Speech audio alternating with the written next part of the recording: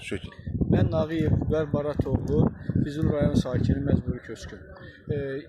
Mənim oğlum Nağzadə Nihat Vüqar oğlu 25-i 6-cı ay 2025-ci ildə Füzuli rayon Kərimbəyli kənd ərazisindən keçən Mil kanalında faciəvi surətdə boğularaq batıb.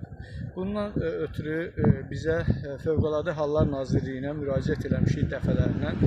Dalğıc xilas etmə qrupası bir gündən sonra gəlib və suyun səviyyəsinin hündür olması, suyun itin axması səbəbindən onlar fəaliyyət göstərə bilmirlər, öz işlərini tam yerinə yetirə bilmirlər və öz işlərini tamamilə dayandırıblar. Biz də xahiş edirik, bütün qurumlara, imkanımız çatdığı qurumlara müraciət eləmişik suyun səviyyəsi endirilməsi haqqında ki, xahiş edirik, suyun səviyyəsi endirilsin.